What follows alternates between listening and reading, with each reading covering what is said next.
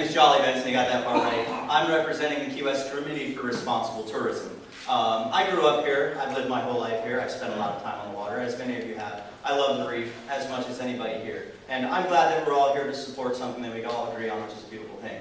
I'd like to thank you guys for offering us a platform to speak. And it's certainly important to our community to have an organization whose mission statement says they support grassroots community efforts to protect the coral reef ecosystem.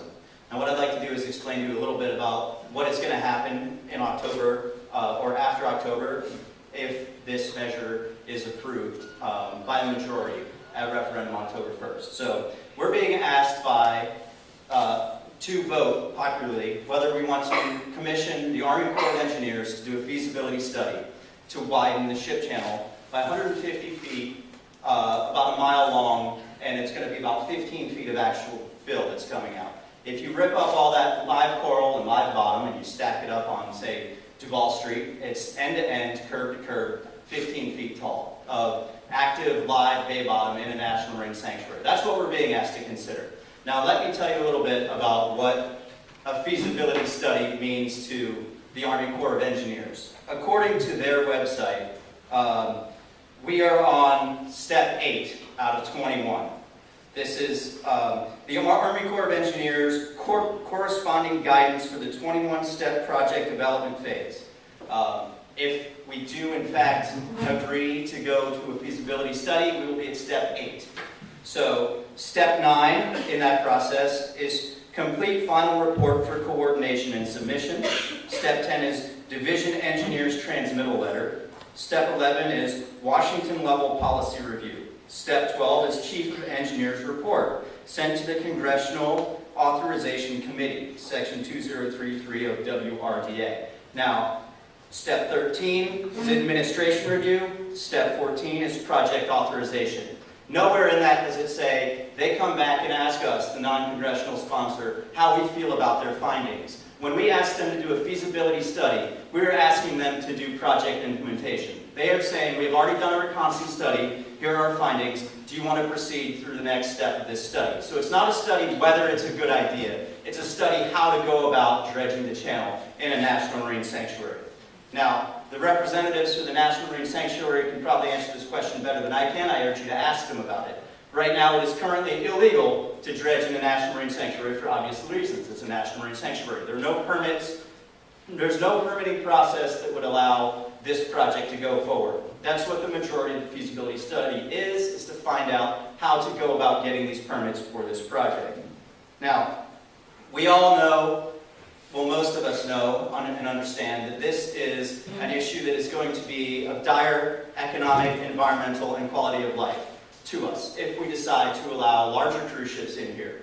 The environmental impact is vast. We know that ripping up a huge chunk of our treasured national resource, the only barrier reef in North America, is something that we probably shouldn't just stand around and let happen, much less ask them to do.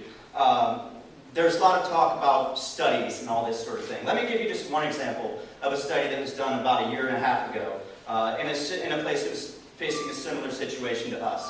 This is in Bermuda, and they have a study that's called, it's a long one, Environmental Effects of the Cruise Ship Tourism Boom, Sediment Resuspension from Cruise Ships and the Possible Effects of Increased Turbidity and Sediment Deposition on Corals, Bermuda. Okay? This is published by the University of Miami. This study says, basically, with increased cruise ship turbidity, you are seeing coral polyps unable to propagate. The little baby polyps that, as the bubble display shows, need someplace to land. And cruise ship turbidity is preventing that. So this is one study. It's available on our site. We encourage everybody to show up to our site. We have at least a dozen studies showing what the Army Corps of Engineers has said in the past, where the directions are, their processes, and all these things.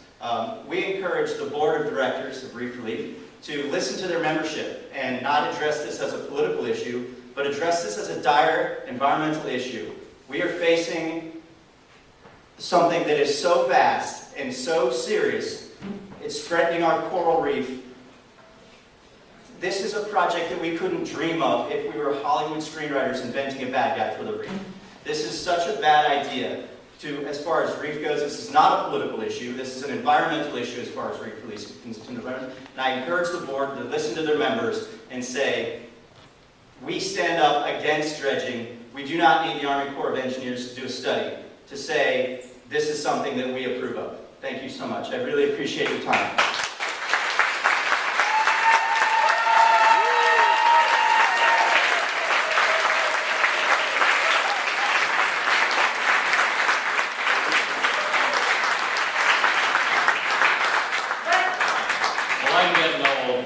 I messed that up.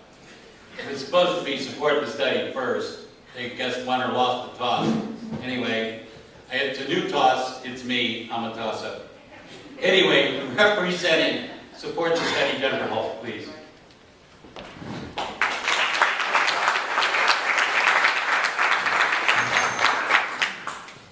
Hello everyone, my name is Jennifer Holst. I'm an attorney here in town, business attorney. I represent a lot of businesses in town.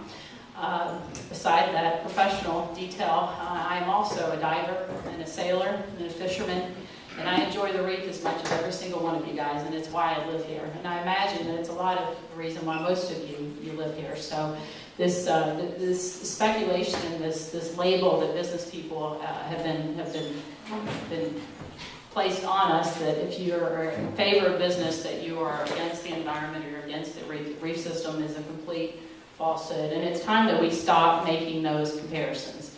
Businesses, as you just saw, are part of your organization. They're the ones that are supporting these efforts.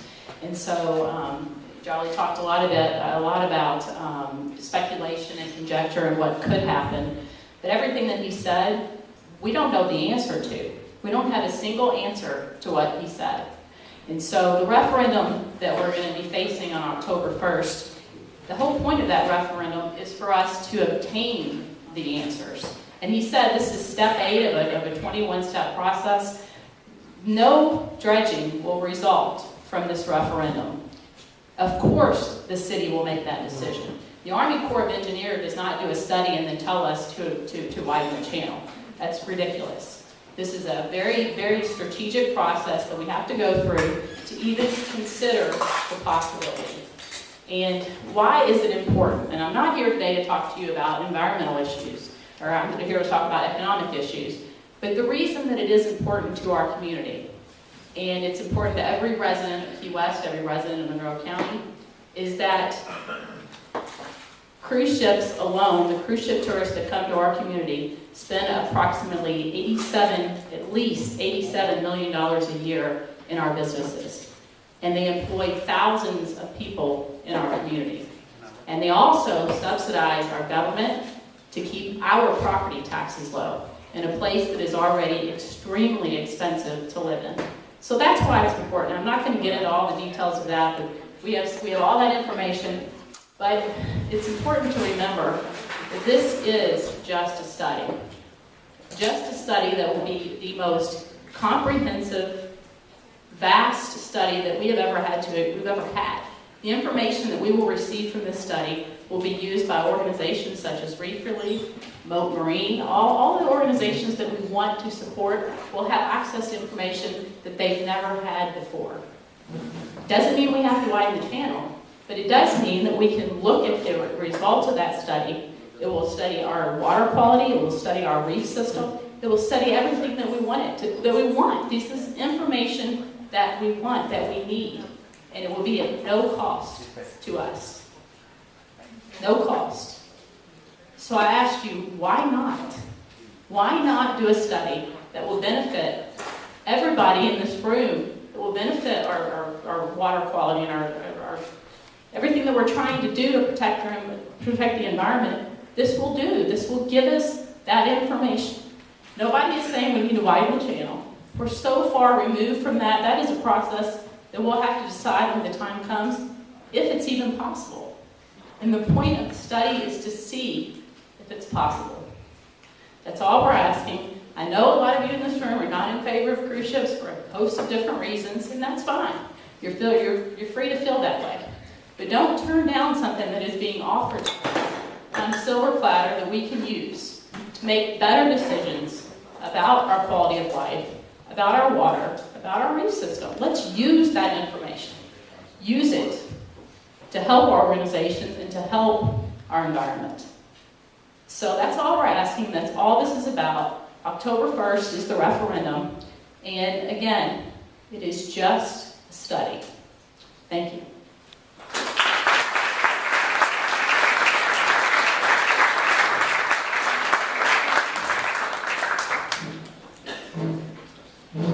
Thank you all, and thank all folks of goodwill on both sides of this issue. I know that there are many people that feel very strongly about this, and the one thing we need to remember in this community is we're a small town and we're a civil society, and we treat each other in a civil fashion. And I want to thank you all for doing so for both sides this evening, and thank them both, please, for coming out and giving us their viewpoint this evening.